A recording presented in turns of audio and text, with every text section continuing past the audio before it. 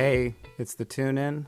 I'm Ben Tyree. We're at episode 7. We've got a really, really cool show tonight for you. First things first, red subscribe button if you're on the YouTubes. Really appreciate it. Also, if you're able to donate, Venmo at Ben Tyree. Be right here. Cash App $ Ben Tyree will be right there. We're looking for sponsorships for the Tune In. Any product placement organizations, get in touch. Contact at bentyree.net. My website is bentyree.net. We're going to be doing some cool stuff. This is going to be the last taping of 2020. So this is December 19th here on the other side from where you'll be watching. Then we're going to resume in January. We're going to roll out in January. It's going to be a good time.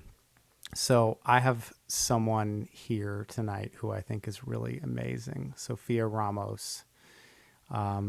She's an incredible vocalist, and I'm going to read her bio because she sent me a bio. So check it out. I'm going to read it from my phone. Native New Yorker, Sophia Ramos began as a rock singer-songwriter for the 90s NYC hard rock outfit Sophia's Toy, signed to Epic Sony Records. Sophia has sung with an impressive list of studio and stage collaborators, including Jason Newsted of Metallica, Paul Simon, Billy Bragg, Joey Ramone, Big Brother and the Holding Company, and the Black Rock Coalition Orchestra. Sophia has toured around the globe, helping break barriers for women of color in rock. Sophia's flexibility in the studio has made her one of New York City's sought-after session singers and voiceover artists. Her roots may be rock, but she has mastered her craft in many genres: R&B, hip-hop, jazz, Latin, and pop, allowing her musical insight, enormous range, and personal charisma to blend in an infectious, compelling voice. Sophia has always found ways to incorporate her Afro-Latina identity within the content of her artistry, despite backlash and gaslighting of the industry's idea of how she should identify. New Yorker magazine hailed, "The music of Sophia Ramos defies stereotypes. The Bronx-born Nuyorican singer stops short of nothing but deeply passionate rock and roll." I'm really excited. I've been able to had the pleasure to work with Sophia, I think only once, but I've seen her many, many times. She's amazing. This is going to be a lot of fun. So stay tuned for Sophia Ramos. Hey, Sophia. Hey. How are you? I'm good, Ben. It's good. Yeah, it's good to see you. It's good to see you too. It's been a while. Since you helped me with the pandemic. That's right. Yeah, like the pandemic unemployment insurance and all that stuff. And you gave me that wonderful tutorial and all that information. Thank you for that. Yeah, I hope that was helpful. This is like never ending. Yeah. Never ending unemployment. Oh my God. We'll see what happens, right? It's like they have like a week to get their shit together in Congress. God. We'll see what happens, right? But we're here. We're healthy, correct? Yes. Good. Maybe not so mentally healthy. But look, look, you're laughing. This is like we're doing the best we can, right? Yes. I can Go ahead. No. I wasn't gonna say anything worthwhile. So go ahead. I was gonna reminisce the first time I ever saw you live. Oh, geez, when was that? So that would be Harlem Day, 2008. Holy shit! Yeah. I thought you were gonna go like way back to like 1995 or some shit like that. I wasn't living here in 1995. Or were you in college or something? I was still in high school in 95. Holy shit! Yeah. I graduated high school in 97. Wow. Yeah. Okay. Right? Yeah. So Harlem Day, I remember that gig. Yeah, it was you. You had Daryl McNeil on bass. You had Richie Harrison on drums. Andre LaSalle on guitar. That's right. And I wasn't ready for that. I mean, I knew Daryl, I knew Andre, but I didn't really know about you then. I mean, I was, I think I played with Burnt Sugar. I think we had been done. Maybe Living Color played. I can't remember. I know. Yeah, they played right after us. That's right. But I remember you got up there and like it was like that Maxell commercial where the guy's like It was Yes. like that. I was like, holy shit. Yeah. Yeah, it was like a bomb went off, and people are just like looking around, like, "Oh yeah, that's what she does. That's what she does. This is the norm." I remember my mom was there, and my mom never comes to my shows because she hates rock and, she hates the kind of music that I do. And my mom came with my great aunt, and my great aunt, Tia Tato, she used to like drink and play pinochle and gamble and shit, So, and I remember looking out in the audience, and my mother had that look of horror on her face that she always has when she comes to see me. But my aunt had this shit-eating grin on her face, and her mouth was open like, holy shit. And then afterwards, she was just like, she tells me in Spanish, pero nena, tú eres como una bruja. Wow.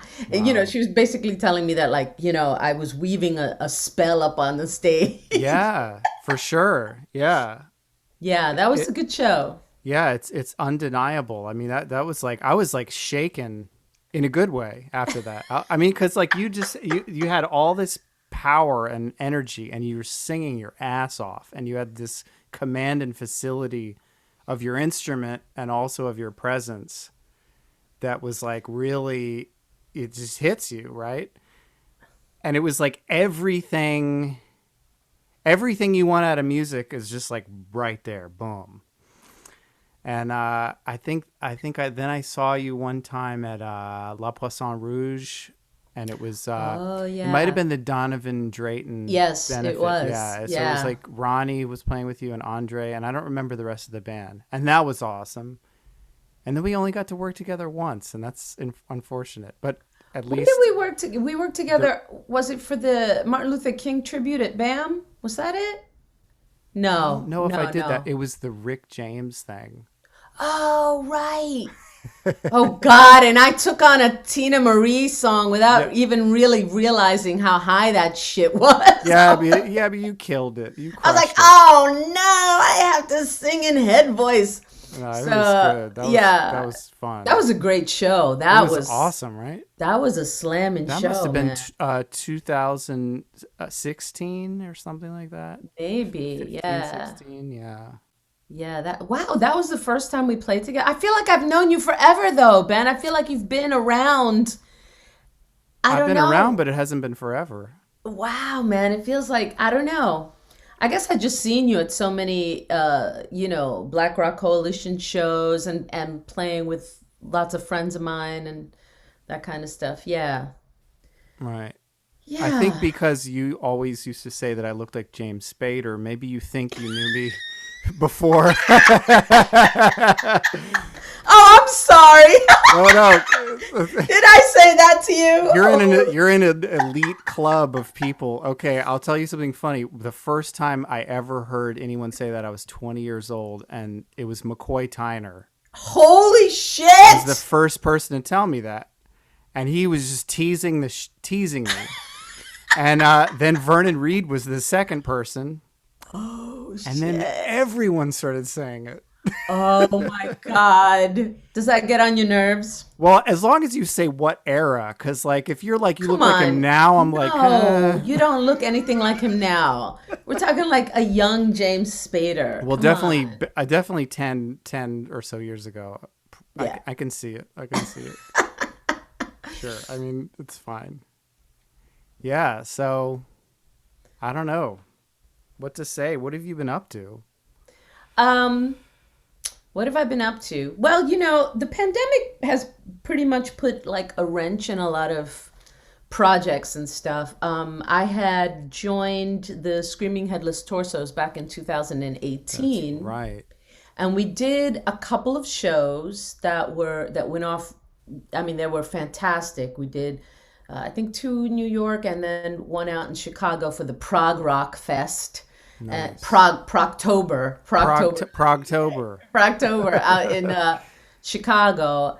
And then we had we were supposed to do a tour of Europe that November, and that got canceled. And then we were supposed to do another, string of dates, and they got canceled. And so we kind of just focused on writing, and we wrote some stuff together, and we recorded as best as you can record nowadays, which quite honestly, I don't find as fulfilling as actually No. going into the Yeah. studio. You know, like everybody's just like um, sending the tracks to each other, and it's not even so much that you can't be in the room together, but it's the process of it kind of gets thwarted because there's no room for like, you know what? I don't think we need that extra chorus there, or I don't think we need that extra verse, or I think that this is too. You can't work those things out. I mean, you Yeah. can, but the way that people work nowadays, because everybody's busy, especially people with families, you know, kind of like whatever gets sent out is what you have to work with, especially by Yeah. the time I get it. By Yeah. the Yeah. time I get the track, it's like, oh, okay, it would have been nice to not have to write four verses, or it would have been nice, you know, to have more collective input, you know, Yeah. where you're just, there's something more organic to the music when you're able to do that. So, but we were able to record best we could. We got, I think, about 7 songs done.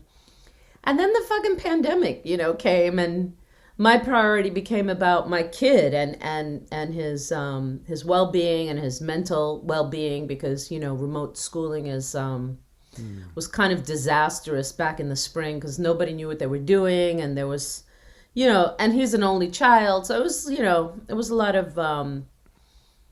of stress in the house.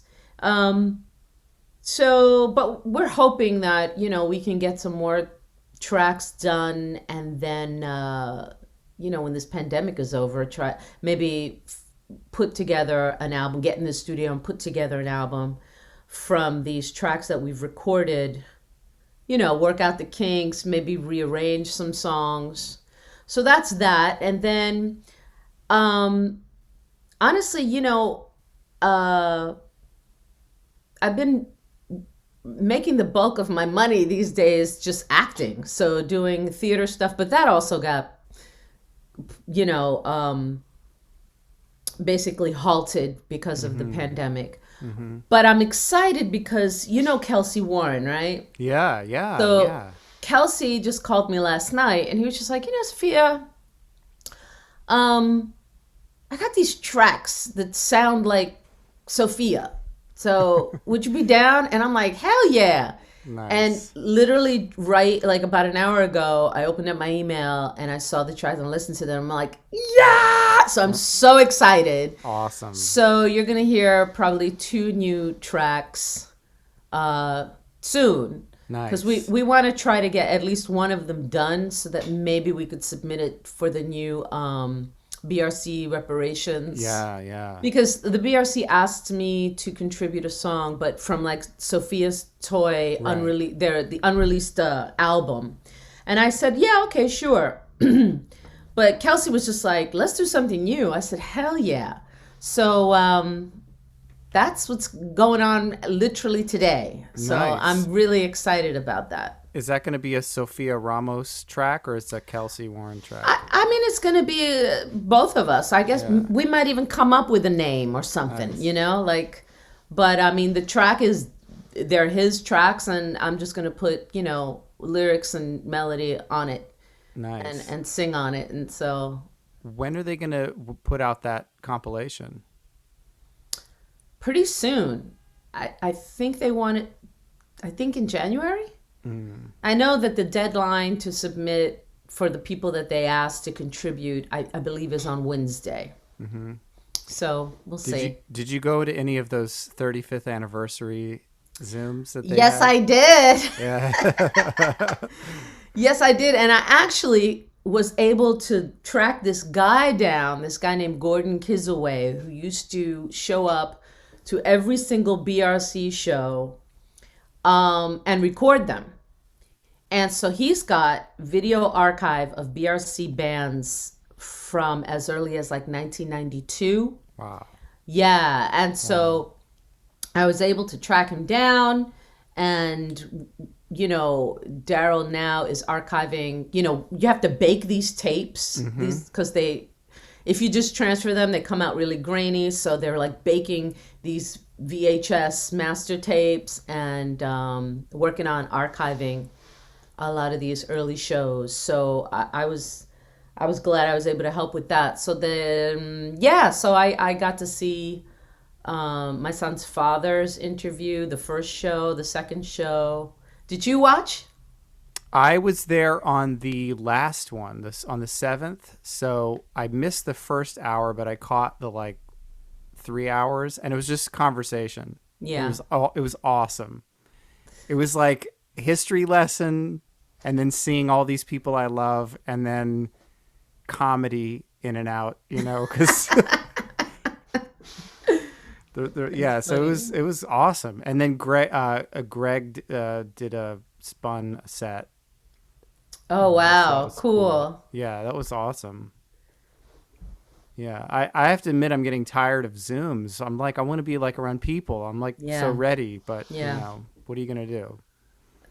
Nothing. What are you gonna do? I mean, I will say this has been a silver lining. Is like I've been wanting to do a kind of podcast video show for a long time, and I never Yeah. had the time. And now I'm like, you know Wow. what? It's time. Just do it. Wow, that's Just great. You're stuck at home. You got your microphone. You got your computer. Let's go. Yeah. Cool. So you're lucky 7. This is number 7. Oh, cool. Who else have you interviewed?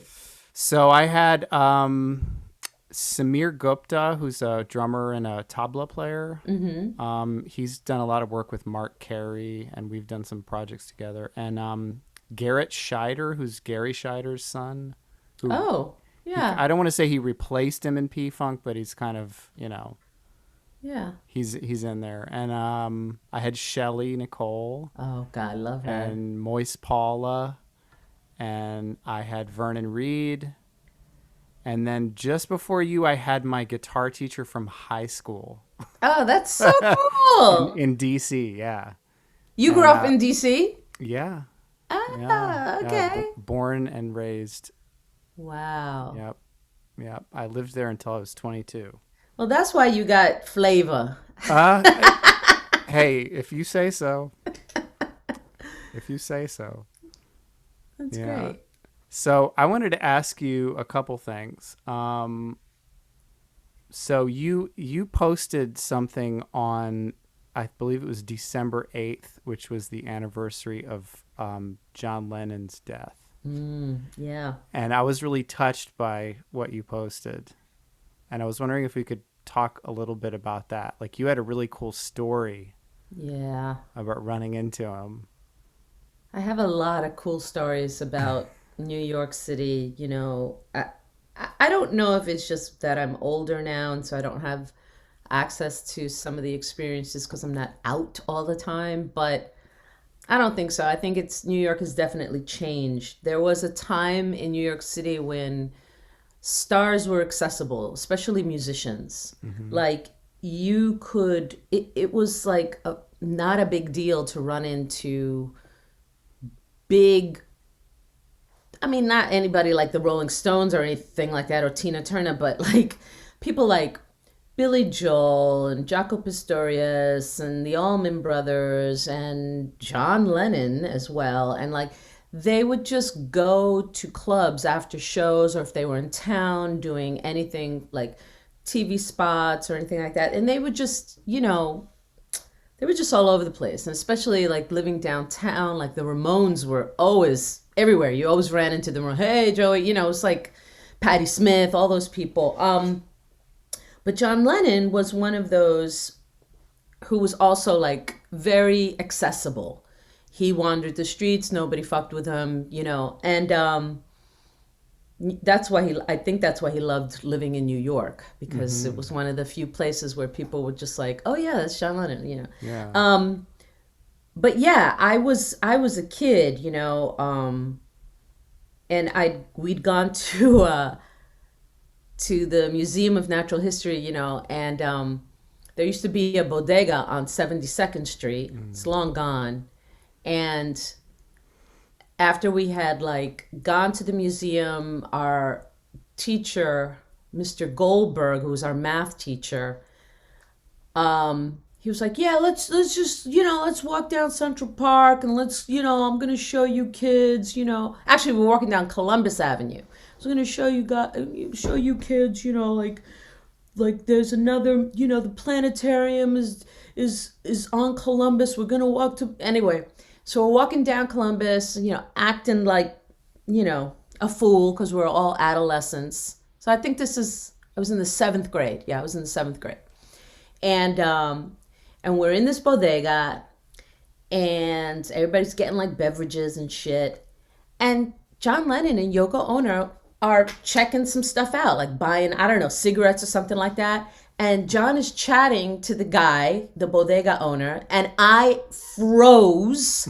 And I was like, holy motherfucking shit! Because, like,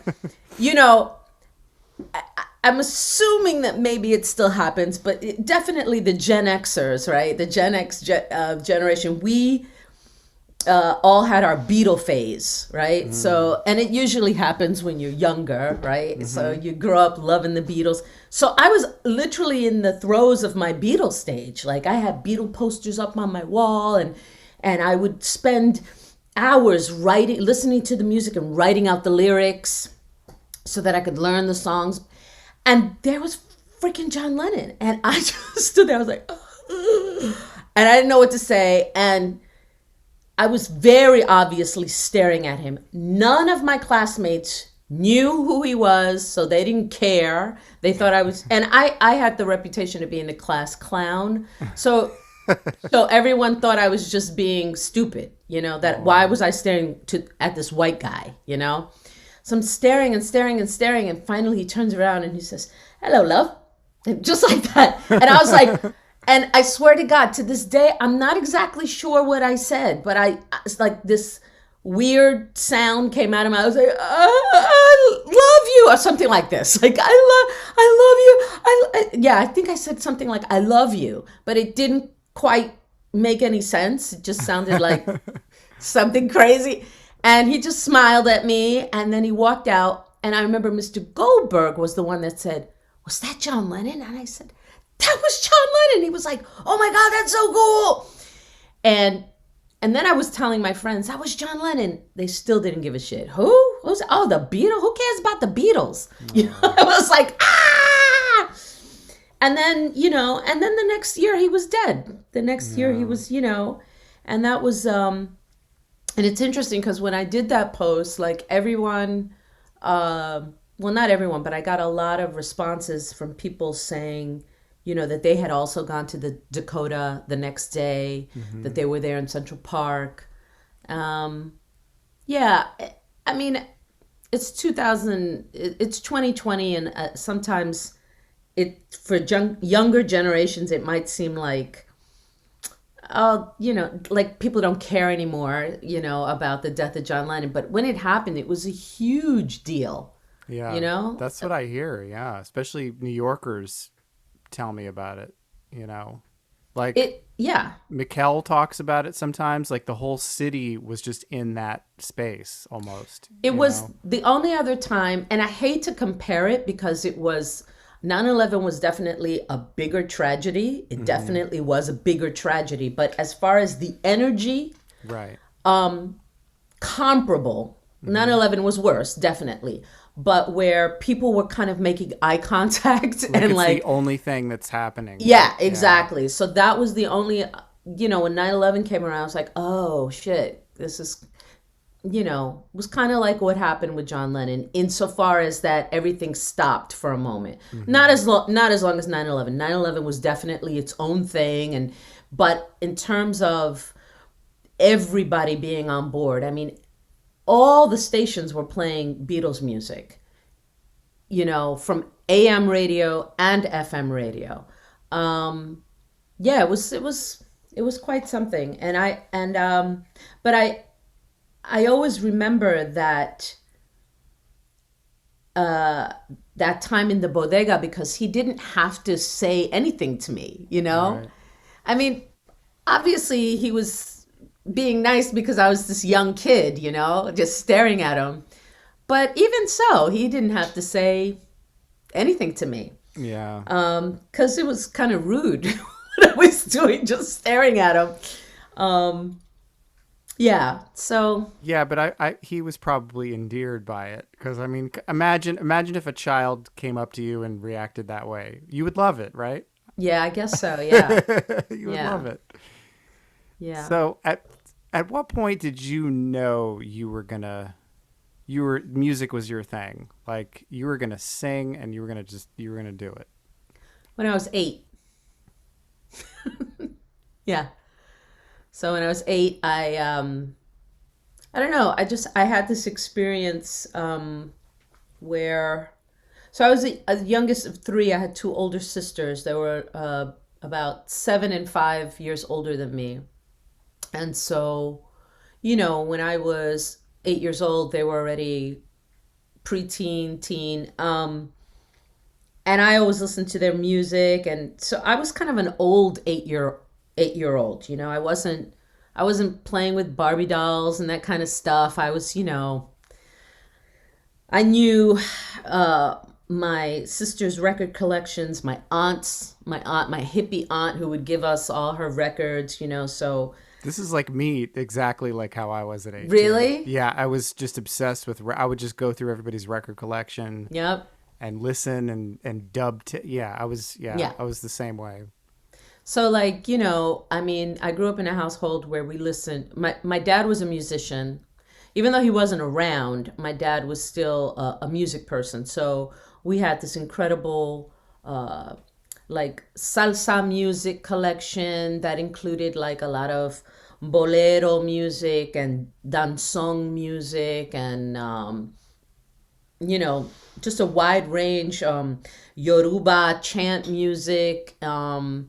And then my aunt would give us her records. So we had like James Brown and Al Green and Tina Turner and Sam Cooke and like all that stuff. And then my sisters listened to everything from, you know, we had like a lot of Queen records. We had all Hmm. the Stevie Wonder records. We Hmm. had, you know, I mean, oh, my middle sister was a huge Elton John fan, Average White Band, Tower of Power, like just all this eclectic shit. And my sisters were also very musical. They both sang. My eldest sister plays guitar, like self-taught. Like you can sing a song and she will figure out the chords within a few minutes. She'll know the Mm. chords of the song that you're singing. Like she's great like that. So yeah, so by the time I was 8, I just knew that music was going to be my thing. And I was the only one lucky enough to actually be able to pursue it. Um, I yeah. was gonna say, how did you start to go about pursuing it? Um, well,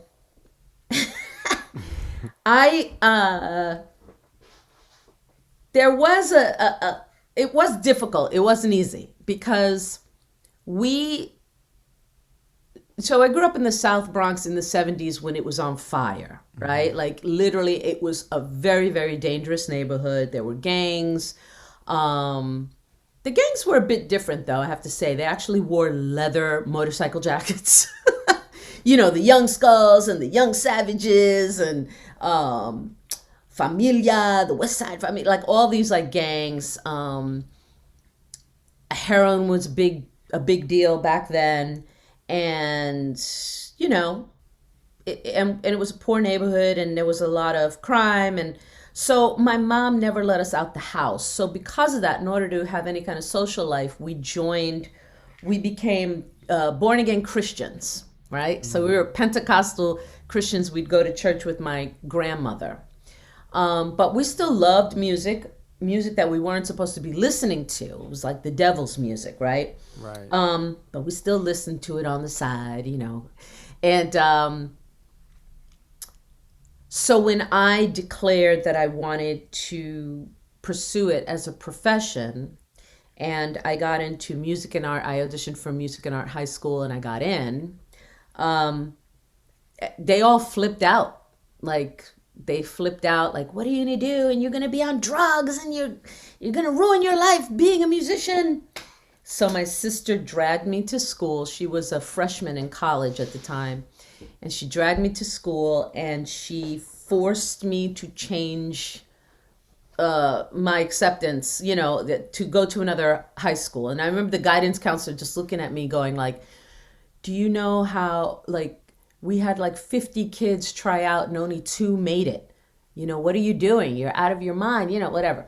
But my sister was adamant that I was going to go to hell if I became if I became a musician.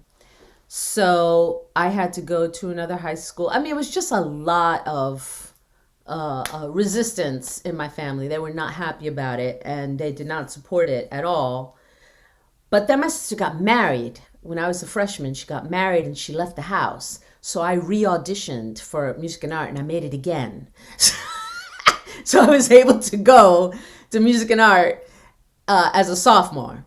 And I went and, but there was still tons of resistance. My mom was like, here's the thing. We're Puerto Ricans, and now it's politically incorrect to say that Puerto Ricans are immigrants because technically we're not, right? We are American citizens. However, 50 years ago, when my mom came to the States, even though they were citizens, they didn't feel like citizens, Like when my mom got here as a kid, there was no place for them. They were treated like second class. They were treated like immigrants, and they basically congregated with other immigrant communities. And my parents never spoke about themselves as if they were American. They never said, we're American. The use of the word American in my household growing up meant other. So esos americanos, those Americans. Mm-hmm. So even when I was growing up as a kid, I always thought that I wasn't American. I used to like, oh, I'm Puerto Rican. Not realizing like, no, bitch, you ain't Puerto Rican either, because you weren't born there. But so it was very interesting. So the reason I bring that up is because the immigrant mentality is there's no room for you to dream. We are here to follow the rules so that we can survive, so that we can make it. We expect you to go to college. We expect you to, get a real job like my eldest sister did. She went to college, she got her doctorates, she's a psychologist, the path of success, right? So for me to insist on being a musician was seen as not only rebellious and stupid, but as extremely disrespectful of the sacrifices that they had made, especially since my dad had to sacrifice his music career for us. So, I was met with a lot of opposition, so much so that my mom and I, we couldn't get along. And so she kicked me out when I was 16. She kicked me out of the house. And I think she didn't think I was going to go, but she was always like, I'm going to put you at a home or whatever. And so I just split and I moved down to the Lower East Side, which was some of the happiest years of my life because, I'm really young and I'm in all these clubs and I'm seeing all this incredible music and I mean, it was, this is 1984. Alphabet City, Lower East Side in 1984 was a hub of creativity that, was just amazing and inspiring. And, you had everything from punk to the blues, to folk, to poetry scenes, to jazz, to like new wave music, to experimental music. Like all of that was happening there. Even and hip hop. So you had the hip hop kids that, from the projects. That was a vibrant scene of like poetry and hip hop happening there. It was just amazing. And I lost my goddamn mind, I was just like, yeah. So then I did my first like professional gig when I was 17. And I started singing backup for this um, blues singer named Lavette Jackson, and she used to play at a place called Dan Lynch's. When did you get to New York? What year did you get to New York? Well, it's kind of interesting. Permanently 2002, okay? But when I was a kid, my mom lived in New York. Oh, So my parents split up when I was 5, and my mom lived in Manhattan and Brooklyn. She's lived here a couple of times. So I've spent a lot of time in New York. And then I went to a performing arts high school in DC, and as you graduate, you move to New York. So it was like right, right, New York was kind of, I don't know. New York has always been like my home before it was actually my home. So right. like really contiguously since '02. Wow. But I mean, I've been coming to New York since like the late '80s. Right, right. So I don't know if you remember as a kid, like what the vibe was and how, how very, there was just a lot of music and a lot of accessibility to music and art. Yeah.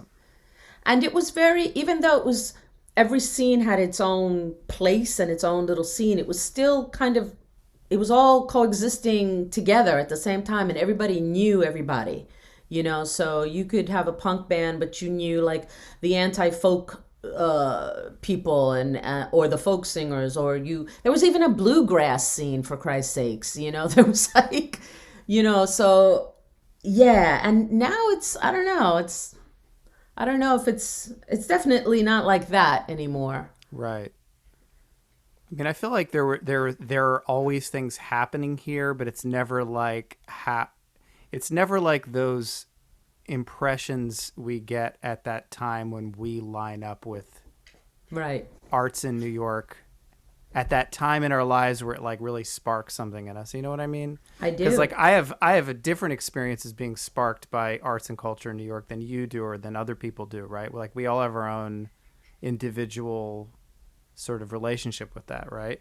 Right. But I have to remind myself, it's like, yeah, there's all for like every old school club that closes, all these new ones are opening up. And I mean, obviously now it's like all bets are off, like things are Right. like holding on for dear life and nobody's performing, especially in the winter. But I kind of, in a weird way, have faith that New York is going to be New York. And I don't know. I mean, it keeps changing, and a lot of those changes are definitely not, I'm not a fan of. But Yeah. I don't know. I mean, I agree. I agree to with me, you. I'm like, let's see, and like let's like hang in and stay in it, Yeah. stay in that, insist that we're all part of arts and culture in New York City. Yeah, I totally agree with you, because even though, I nostalgia is a bitch, you know what I mean? Like you have a certain experience, and then all of a sudden like it gets seared into your brain, and that's how you remember it, and that's, that becomes like the definitive experience, right? But that's not really, that's an individual kind of experience, right? But collectively, what happens in New York City, I think, is that there's always a renewal. There's always something, something that comes along that's like badass and new, and like when that article came out about how New York City was dead. Oh yeah, didn't that piss you off? Oh my God. Yeah, that. It was like, It's like, get the fuck. What the? written by a dude who's not a New Yorker, Yeah, who's fuck that like guy. who's like some hedge fund dude. Just for the record, fuck that guy. Yeah, I agree. Fuck that guy is right. But it was like I just sat back and watched in social media. I watched how all these scared acquaintances of mine going, I think I have to move. And so everyone who responded to that article in that way was somebody who was not from New York. Like doesn't love it enough or hasn't been in it enough to understand. Yeah, I mean, New Some of York these things, always reinvents itself. It always rises up from the ashes. That's what makes New York, New York, And quite honestly, I was having a conversation about this with an old friend of mine. She's a visual artist, and we were talking about how money and the influx of money is one of the things that has kind of thwarted a lot of really organic artistic movements, because there's no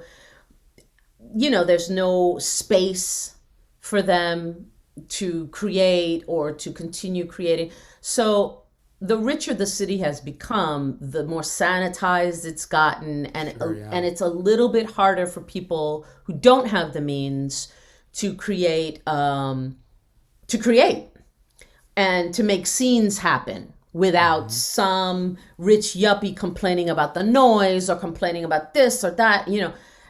Years ago, people weren't uptight about that shit. I mean, what really blows my mind is people who complain about musicians playing their music during the day in their apartments. Yeah, that's crazy. I mean, that's insane. Where are you? Exactly. Move to the suburbs. If you want quiet. There you go. There you go. There you go. There you go. Right. So, I mean, once upon a time, you could go to neighborhoods that were like, the Upper West Side has always been a neighborhood that, when I was growing up, that was filled with like famous actors and opera singers and dancers.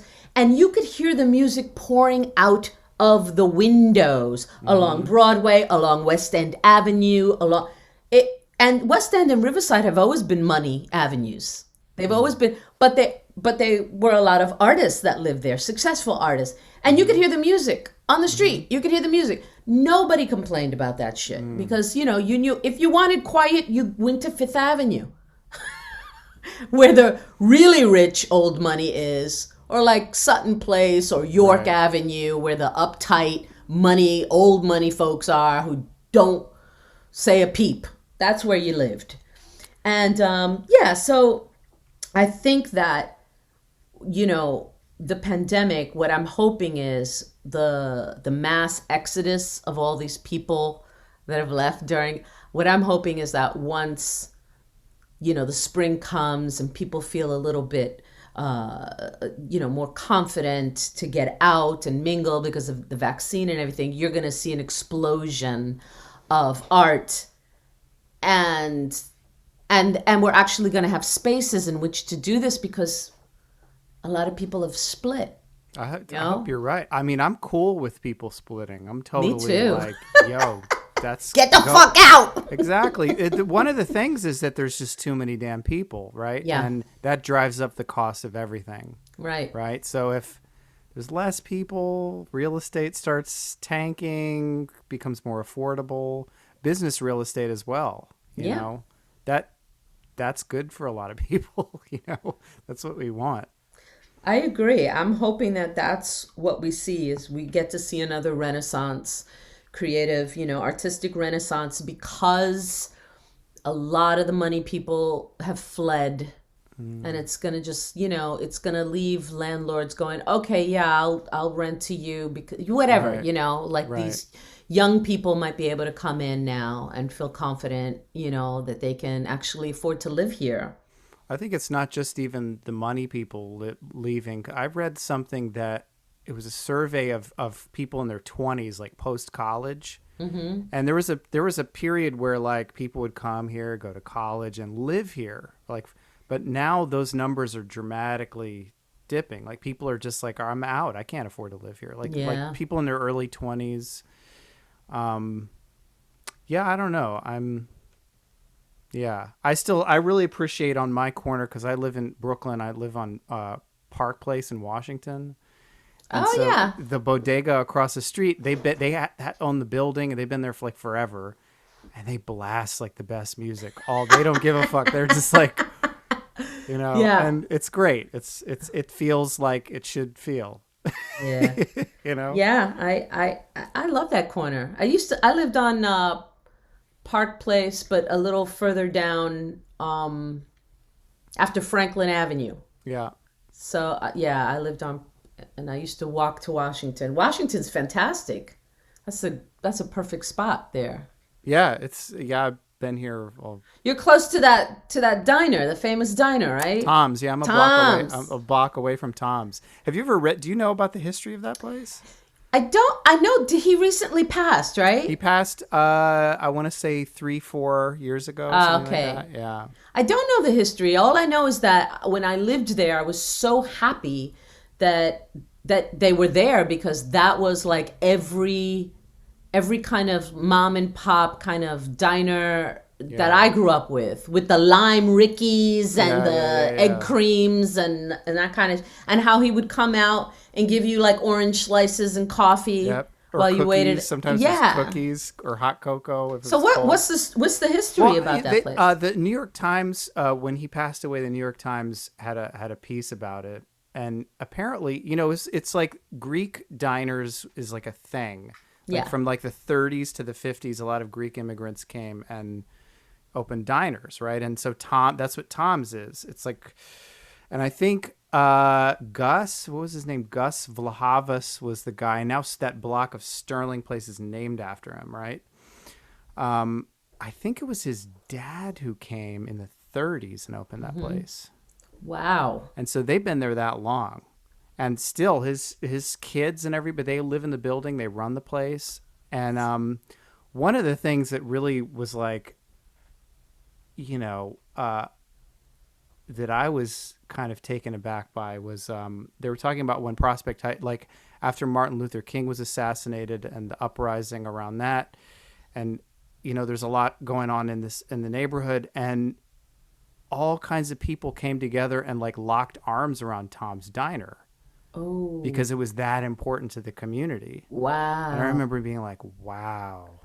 Like, like the West Indian community and Puerto Rican community. And like everybody was like, we got to kind of keep Tom's Diner around. And I remember that was one thing that like jumped out at me, like, wow, this place has been through a lot. Man. And it's still there. It's just amazing. It's probably like the oldest business in the neighborhood.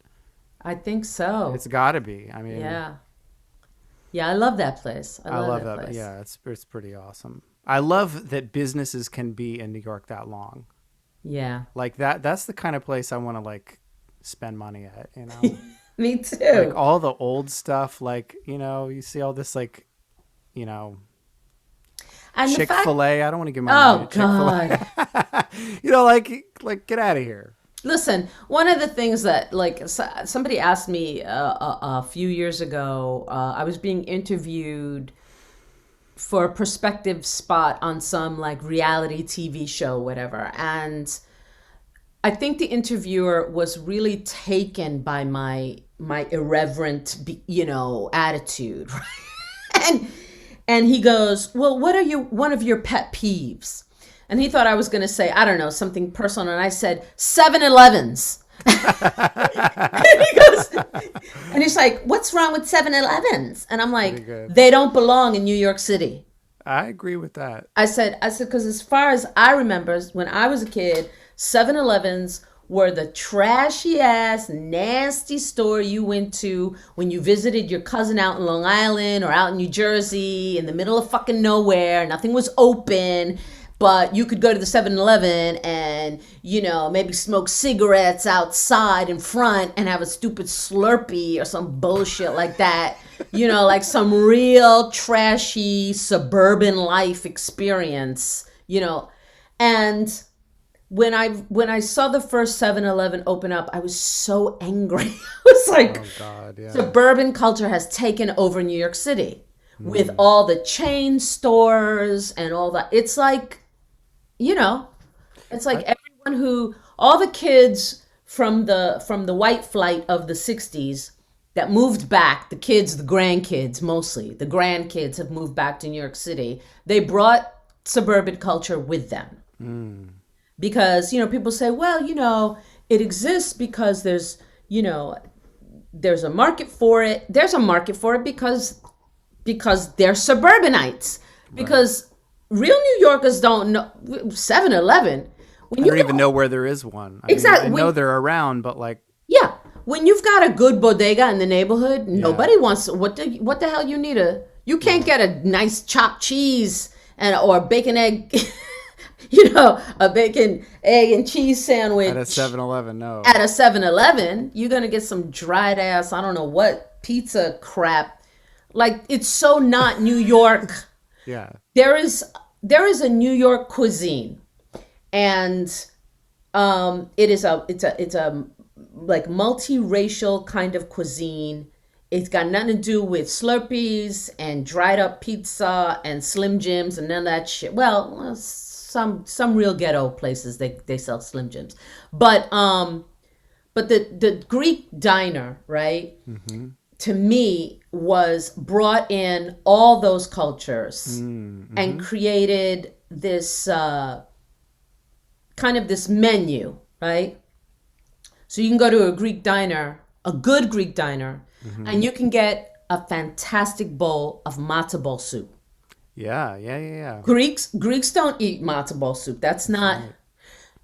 Some Greek diners, when I was younger, also had potato pancakes on their menu.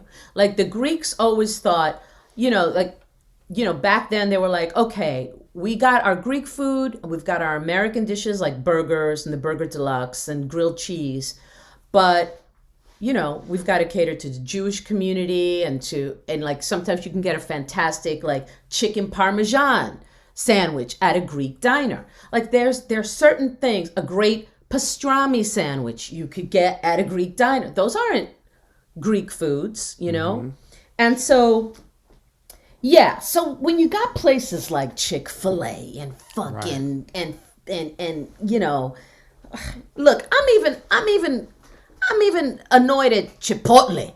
Like, what the fuck is that? Everybody loves this place. I'm like, that's shitty ass Mexican food. It's okay if you're on the road, right? It's actually become amazing traveling on the road, finding those, because if sometimes that's the only thing edible, right, on a strip mall, but not in New York City. But not in New York City when you got some really great Mexican food now. Yeah. 20 years ago, the only great Mexican food you could find was in Queens, right?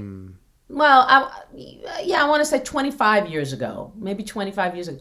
There were some like Tex-Mex places in New York, but they weren't so great. If you went out to Queens, you can find some really great, authentic Mexican. But now you can find it everywhere. So what the hell we need Chipotle for? I read that that a lot of these chains are moving out too, just because, to them it's not sustainable. Good. And fine. I hope they go. I hope that the upside of this horrific year is that we see an explosion of not only creativity, but like, maybe even like just a new wave of New York City culture healing and reinventing itself. I love that. This should be our wish for 2020. I hope so. 2021. Yeah. I hope so, man. Oh my God. That would be great, right? New York, it'd be great to have venues open up. Yeah. Where musicians can play more than just, a handful. Have you checked out this Music Workers Alliance yet? No, I have not. What is that? It's an organization that I believe Mark Rebo founded it. Mm-hmm. And it's kind of like a union style coalition that kind of deals with more of because the 802 doesn't really tackle a lot of the current issues that musicians are struggling with, like streaming, and with how, it's complicated, but how the club market, like playing in clubs, this whole thing of having some kind of pay grade standard, and then young kids being pumped out of these schools who are just like, I'll play for $20, I'll do, and that's kind of like undercut the whole market. And Music Workers Alliance is really tackling a lot of the nuances of what musicians now are dealing with and struggling with, and so they've really accelerated their efforts during this time. And one of their big things is like extending the pandemic unemployment and for gig workers like indefinitely. Like that should always be a thing. Like anytime a gig worker is unemployed, pandemic or not, right? And so they're just really championing. So they're doing all these town halls. It's like all Zoom stuff, but like they're definitely worth looking into. Okay, that'd be great. And you know, they did a town hall a couple days ago. They had some state legislators who were, you know, one of the things, the Save Our Stages Act, that Mm-hmm. may be in this next bill. It's looking like it will be, which is supposed to allocate funding to help sort of smaller music businesses survive. Mm-hmm. So I don't know. I mean, there's a lot there, but that's kind of one of the things I've been getting involved with, where I can, because Well, it's send going me to a take link to us. that. Yeah, I will for sure. It's going to take us all having organization in the way that has never been before.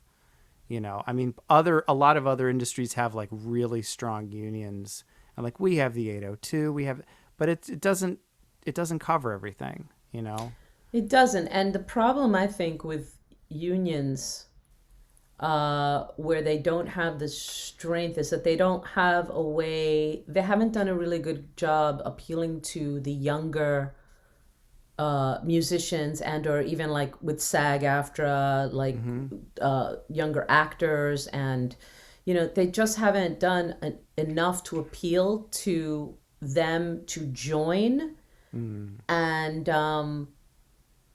And so basically it's feeling like, to some extent, there's a lot of these like old mindset people running the show still, Mm-hmm. and kind of grappling, and trying to figure out new technologies and how we can get paid from them. And meanwhile, the younger musicians have already figured out how to make their own money, doing their own, like, either YouTube or live streaming shows, or, I mean, I do a lot of voiceover. And Mm-hmm. so, well, I did a lot of voiceover. Mm-hmm. And that's covered by SAG-AFTRA. And a lot of the younger people coming up doing voiceover don't want to join the union, because Mm. there's a lot of work now, voiceover work, that it's non-union work. Right. And, they don't see the benefit of joining the union. So you get a lot of pushback from younger kids who either have figured it out through using social media to promote themselves. I mean, I know one girl, she's non-union, and I was trying to, like, you can get a pension and you can get health insurance and all that. And then they You went ahead do and, regular union right. jobs. But the thing is that there's now not a lot of union It's jobs. true. Yeah. So the competition for union work it's just ridiculous. Yeah. Yeah. Yeah. And she now makes over 50 grand non-union doing Yeah. voiceover. Why should she there's no incentive for her to join the union. Right. She's 25 years old. She's not thinking about pension, Mm-hmm. you know. So it's kind of, and then you have the, like, richer kids, like, I worked a few years ago. I met a bunch of, like, talented kids from Berkeley, Mm-hmm. um, and one from, I think, Cal Arts, a couple, because I was trying to, I was casting for a Latin pop show out in Monaco, this big promoter out in Europe. And I was looking for bilingual singers, performers to put the show together. And so I met all these, like, wonderful, young, really talented kids. And what was really fascinating to me was how many of them um, didn't care about the pay. There was maybe one or two that cared about the pay. They just, and it hit me like, oh, because they had money.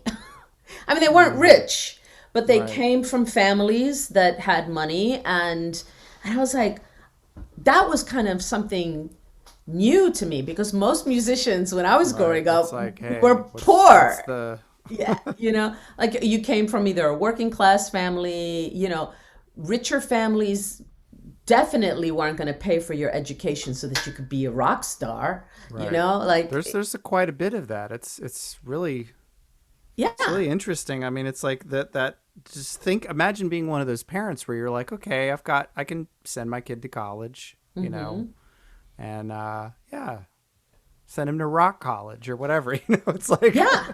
Yeah. And it's like, and then, so it's kind of like the landscape has changed when it comes to sure, the newer musicians. You have a group that, they're, they're, they don't, like, money doesn't drive them, to do things. So what happens is that they're in the workforce and they're not, money's a secondary thing, which then kind of devalues yeah, the gig. Because I'll do that gig for $20. Yeah, because your parents help you pay your rent, or shit like that.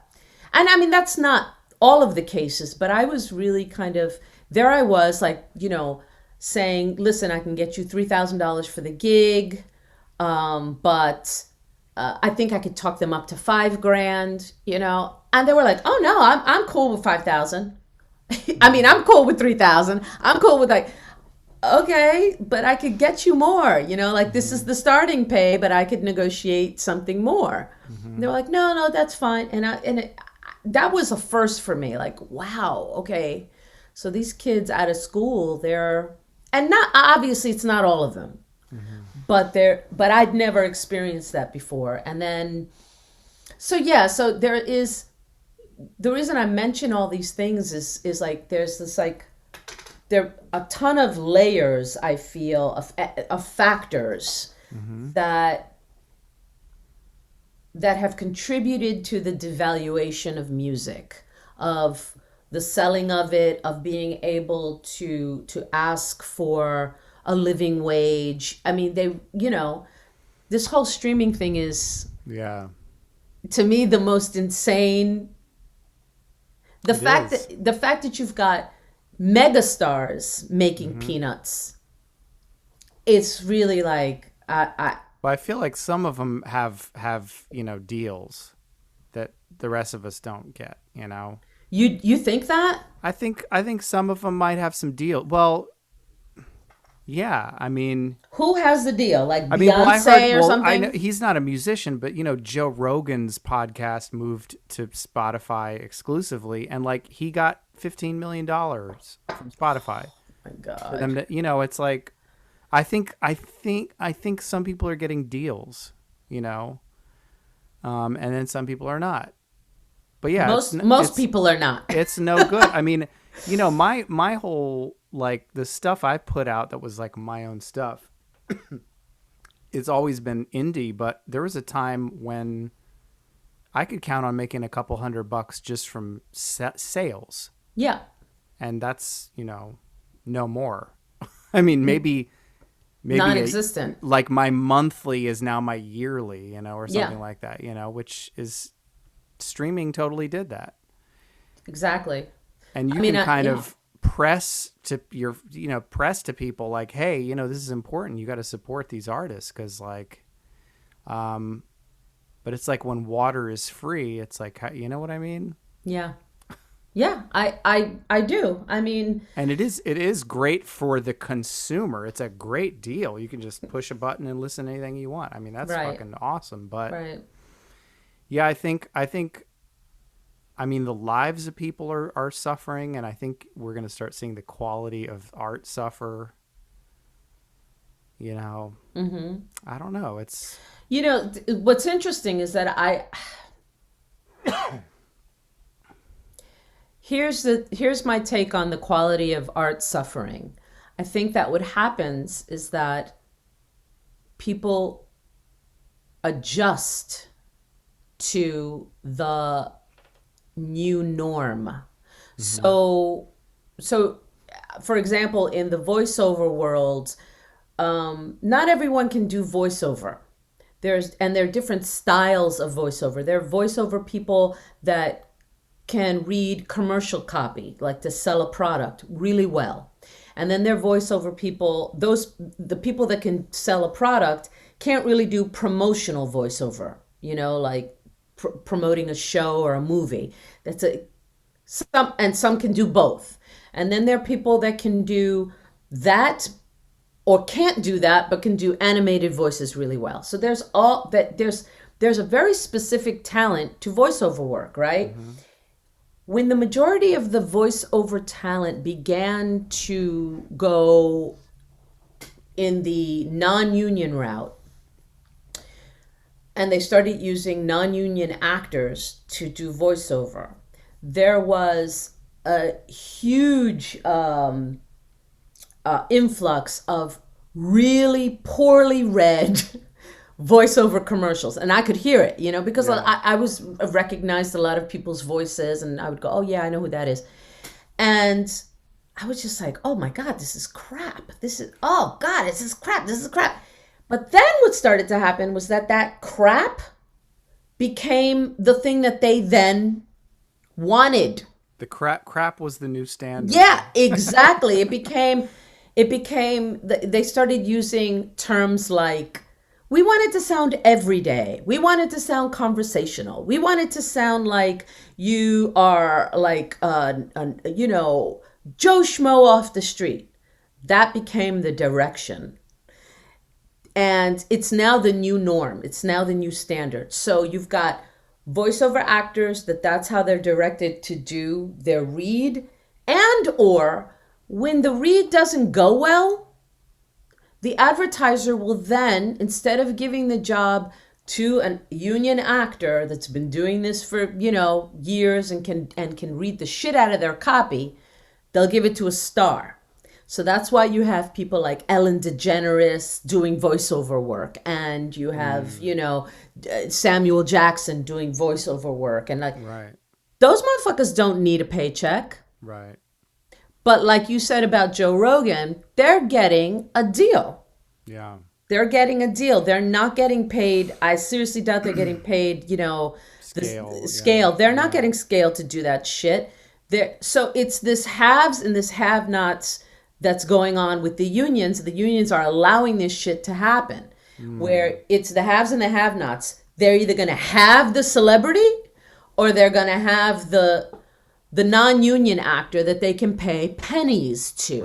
Right. But for some reason, they will not make their gig a union signatory. They won't sign on. You know what I mean? They'll just take that work and they'll do it out of the country, So and I think that that's what's happening and will happen with music, where you're going to get a standard, and then that's just going to be the standard.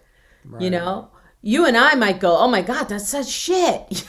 I mean, honestly, look, I wish everybody well at the end of the day. I really do. But like, I'm a guitar player. I take a lot of pride in my craft, and some of the stuff I see, side musicians I see getting things that maybe I auditioned for. And I say this out of no bitterness, but I'll just be like, okay.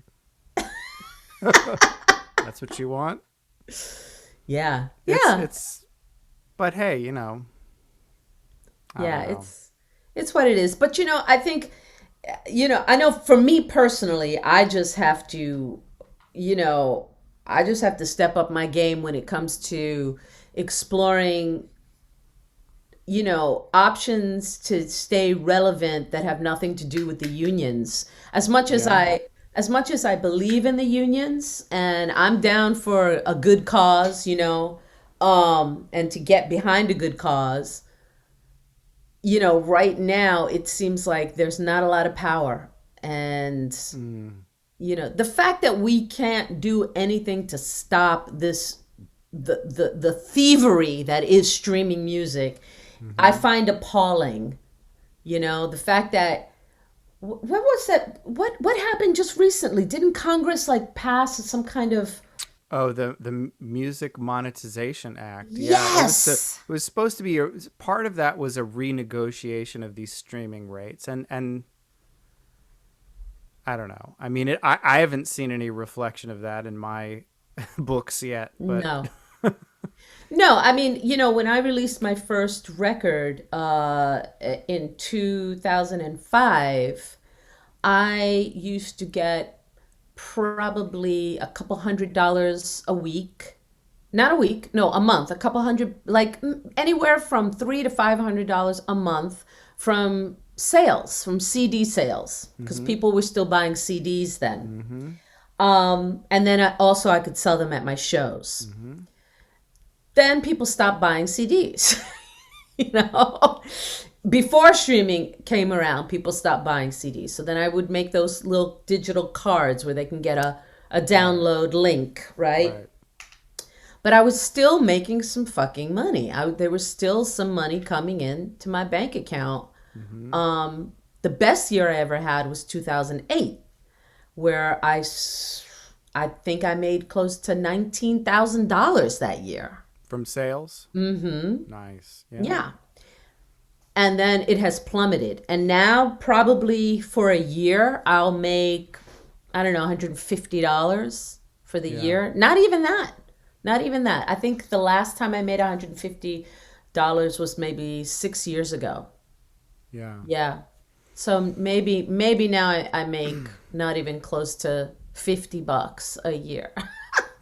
I had kind of an anomalous beginning of 2020 where like I put out this singer-songwriter album, like this secret thing I was working on, where it's like I wrote all and sang all this stuff and played every instrument. It was kind of one of those kind of things. I sold. I made CDs. They sold. They like for about a month. I put it out a month before COVID hit, and it was selling. And I feel like just people were like, "Well, we know him, we love him, we want to support this, right?" I see. Yeah. Yeah. So I don't know. Like, and every now and then there'll be like some anomalous pocket of like people are buying shit just because you know they get the message that like it's important to do that, right? Yeah, I could, you could depend on at one point, like, I know I'm going to get X amount. Right. Like it's in my like statements, like, you could. Yeah. Yeah. Yeah. I mean, shit. I was talking with my son, he's 10, right? And he said, Mommy, how come we don't listen to music from like Spotify? Because I have CDs, right? And I still actually buy CDs. Like if I discover an artist that I really, really like, I will go online and buy their CD. Absolutely. There's something about, and personally, it also just has to do with just bad organization. Like for me, when I just only download it, and then if I have to upgrade my gear, like, where do I put it? I hate that shit. I hate having to like transfer it from one plane, to like, it's on this external hard drive. I don't want to be looking for my music on freaking hard drives and shit like that. You need to hold it. You need to be like, I've got this. Boom. Right. That's how I feel. And I also have a great stereo, so with fantastic, B&W speakers that are, and a tube. I have a tube fucking amplifier, anyway, receiver that has fucking tubes in it that I have to wait for it to like warm up and shit, like, and it sounds amazing, so it's like, no, I don't want to listen to Spotify and that kind of shit. And so I started to tell him, because he was embarrassed because his friends, this was before COVID, they came over, his friends came over, and his friends' parents came over. And the parents are in their 30s, right? So the dad said, you still listen to CDs? And I said, yeah, why wouldn't I? He goes, I haven't owned a CD in 10 years. And I was like, well, that's the difference between, She just said, well, that's because you're an asshole. I wanted to so badly. I hope they're not listening right now, but I wanted to so badly. But no, but I was just like, no, man, I not only do I enjoy looking at a CD and making the purchase if it's a band that I really like, and especially if I discover somebody new, I feel like almost obligated to buy their CD instead of just a download, because most bands, I think they make more money from an actual CD if you buy the actual CD. So at any rate, yeah, my kid just thinks that I'm antiquated. He's just like, Mom, you don't need all these CDs. And I'm trying to explain to him, the devaluation of music, and he doesn't give a shit. It's all about, being able to press a button and the convenience of that. And I'm like, God. And I was feeling pretty like, I was just feeling like, is there hope for my kid? Like, and the way that he's going to consume music. Yeah. That's like, for now, if he likes a song, he goes to YouTube. Mm-hmm. And I'm like, no, let's buy the record. No, we don't need the whole record. Well, why not? You can, if you like this song, you might like other songs on their album. Mm-hmm. And he's like, so I bought him a couple albums. He never listens to them. He goes to YouTube, and I'm like, Jesus. Yeah. Like, the quality's shit, kid. on one hand, and I sometimes I have to think of this counter, because I totally 100% agree with you. But then there's this other thing where, like, I think about teenagers and how they can just be exposed to everything. And it's just like, maybe they can't afford to buy all the albums, or maybe they don't know what to look for. Like, do you ever watch these? This is kind of one of my hobbies, is I watch these reaction videos. Oh, yeah. Yes, I have. Yeah, well, like teenagers, like kids like in their teens or early 20s. And it's like you're watching them react to hearing something you've loved your whole life, and they're hearing it for the first time. And they're like, holy shit. And I just like I wonder what that's going to do to that generation in a positive way. Because it's like, I remember I had to work to save up money, and then I would almost blow everything at the end of the week at the record store, or I'd have to go to the library and check out the LP. Right. And it was a journey. Yeah. It was like you had to really want to seek it out. And I'm just like wondering what that's going to do when it's just like I can reference and find out anything I want right now. What's that going to do? And I'm curious, and I don't know that it'll be all bad. I mean, I think for the business it will be, it's not a good thing. I mean, I don't know. I think about this stuff a lot, but... I mean, recently there was this like TikTok that went viral of this. Oh, yeah, the Fleetwood Mac thing. Exactly.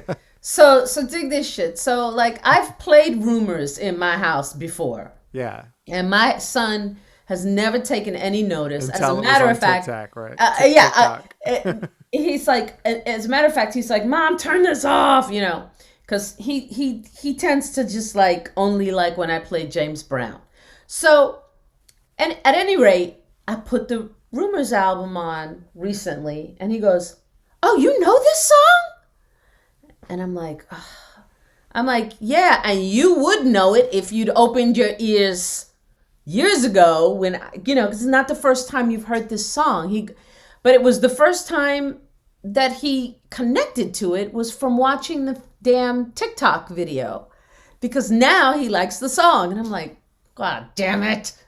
So it's interesting to me. I think technology has changed the way that kids consume music and listen to it. And I'm not necessarily, it's not all negative, obviously. Mm-hmm. I think that what has happened is that kids now, when they listen to music, it has to be attached to some kind of visual. Mm-hmm. That they can, and not a music video, not even like, that's even like something that's not it's that something cool. They can connect to, right? Right. It's like kind of more raw, like somebody like you exactly is doing something. Yeah. And that's the new context for this song, right? Yeah. Because he's seen music. I've shown him like some Prince music videos, and he's like, ooh, that's kind of cringy. Even though he loves the music, he'll go, "Oh, that's cringe, Mom." And I'm like, "Oh my God." But mark my words, if some like YouTube influencer put the music in something stupid and random, it would probably stick. Well, I will say that I don't remember the guy's name that did the Fleetwood Mac thing. There's something very kind of pure about that Oh yeah, kind of that one's actually context. cool. Like, and you do connect to that, and Yeah. it does, you feel, and sometimes, and I mean, I never really felt this way, but I'm just kind of hypothesizing. Like sometimes maybe the traditional high production value music video, like there can be a disconnect, Right. maybe, Right. especially to Right. younger people. Like, well, that's just, what is this? It's like a Yeah. movie Yeah. or something. But I mean, people grew up with that, and so Right. you Right. expect that. But yeah, I don't know.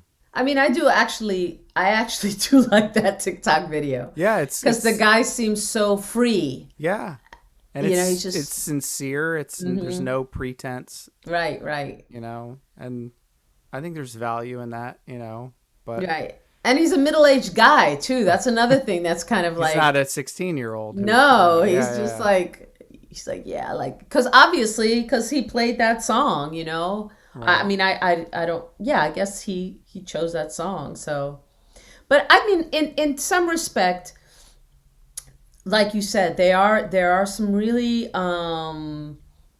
hopeful things coming out of the fact that they have all this accessibility to everything there. Hmm.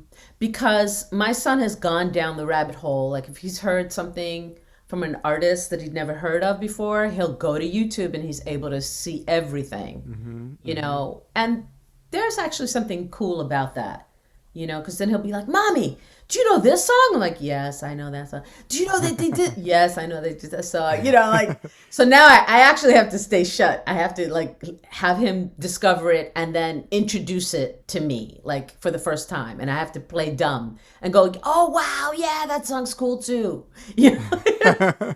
And make him feel like, because otherwise he's like, ugh, my mom's a jaded, jaded Right. musician. She's heard it all.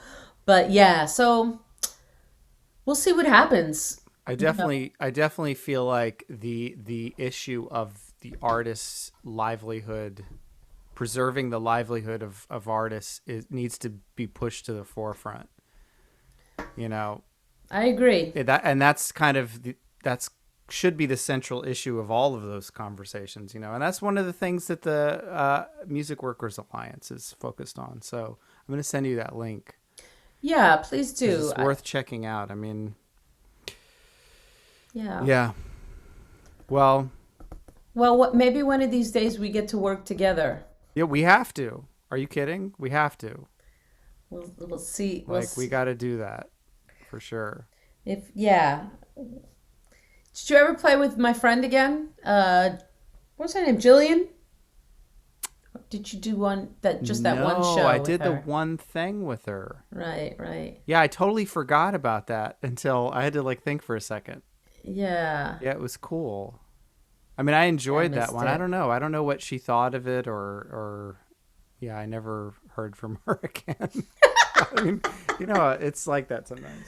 I don't Well, know. she's getting her master's, I believe, Yeah, yeah, at yeah. Columbia, so she's probably like knee deep in all that, Sure. Yeah. academia stuff. I don't know how people, spend so much. I mean, God bless the people who can afford it, but like places like Columbia to get your master's there, the amount of money, No. oof, that's a Yeah. quite a commitment. It is. Yeah. Well, thank you for letting me, for Thank you. asking Of and course. I had to think like, who are people I'm interested in talking to who are like awesome. Yeah. well, Where can people check you out? We're oh gonna well, put the links down here. oh God, the links. Yeah, whatever You links you want. listen, it's Sophia Ramos .com. Yeah, that's gonna be right Yeah, there. Boom. SophiaRamos.com. I guess my Facebook. I'm not that. I hate to say it, but I'm not that good at the Instagram. Everyone's trying to get me to do more Instagram, and I'm just like, I don't know what it is, Ben. Yeah, I was like that for a long time too, and now I'm kind of into it. I kind of I have mostly I think it's because I just get lost in like, oh wait, I gotta post this. Okay. And I'm just still navigating around the app to figure out Yeah. how to do videos and it just all seems like so much work. It is. It It is. It just is. it's like it's so much fucking work. Cuz I'm the type of person, I'll post something and then I'll go away. Mm-hmm. And people and there are all these people responding and shit, and I realize, oh fuck, I'm supposed to Engages. engage. Ugh, this is more work, like Yeah. I kind of feel like, if I didn't have a kid, I would probably have more time on my hands. But would that be time know. well spent? On Insta. All this stuff, social media stuff, I don't think is time well spent. I mean, unless I don't know, you're promoting something. Look, there was just I think it was Greg Tate. He posted something about that kid Ryan. There's some kid. His name is Ryan. Oh, it's like $1 million YouTube. Million, like He opens the like he 30 opens the toys. That guy, yeah. $30 million a year Hey. from the YouTube, and then another 200 million from his sales of toys. I'm not mad at him. I'm not mad at him either. But Spread I'm it just around. like, Have a good life. my that is full time, obviously Yeah. full time work. There are people that are full-time YouTubers, Yeah, yeah. My and son they make money. Yeah, my son is like adamant about how we need to be doing a show. He's like, Mommy, we have to do a show. I'm like, but that means that Mommy has to learn how to edit and do all this technical shit that Mommy doesn't want to do. Right. And I said, and then I have to invest in like a good camera. I have to invest in better lights. I'm like, come on, kid. I said, look, I'm waiting for you to figure it out, and then you could do all the technical shit. You can be my producer, right? You could be the producer, and he's like, okay, bet, Mom. I'm like, and he's almost there. Like, he's 10 years old. In like 2 years, he could probably figure it out. Yeah. Yeah. Because they are YouTubers that young Yeah. who do all the editing and all that kind of shit. So we'll see. Maybe that's the future for music, probably, I think. Well, I think we gotta insist on staying in it, though. Yeah. I mean, what choice is there? So everybody, We'll see. check out Sophia Ramos. She's awesome. Thank you, honey. Thank you so much. Thank you so much. I appreciate I it. enjoyed this. This is probably one of my favorite ones so far. Oh, And God, really? the longest. Oh, God. The longest, because that bitch can talk. No, there's God. there's so much to talk about. There's so much to talk about. And forget about it. Some of the stories I have that we didn't even touch upon. Okay, part 2. Oh, my God. Springtime. We're gonna do part 2. Okay. Like the fucking story. But actually, some of the stories I can't share. I have to save them for. I have to save them for a memoir or something. Yeah, because there's some really like I got stories, child, of people who did some crazy shit that I've witnessed. Still alive, and they're still alive. You don't want to incriminate them. They're still alive and beloved. So That's Yeah. Anyway, thank you, dear. Thank you so much, love. Thank you. Yes, you have a wonderful, I guess, rest of the year. You too. Almost the end of the year. I'll see you on the other side. Yes, I hope so. Yeah, you will. All right, dear. All right, take care. Bye.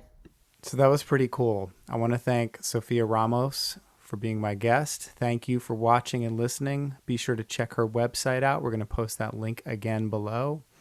Be sure to check mine out, www.bentyree.net. That will also be posted below.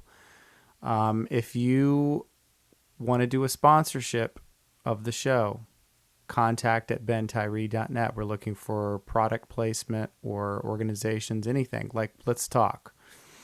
If you'd like to donate to help keep us making these episodes, you can donate at Venmo at Ben Tyree, at Cash App, $Ben Tyree.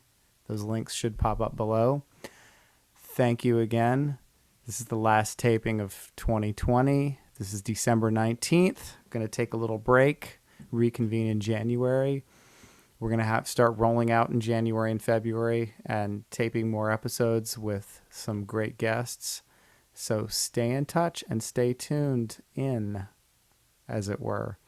And take care of yourselves. Stay safe and much, much, much love.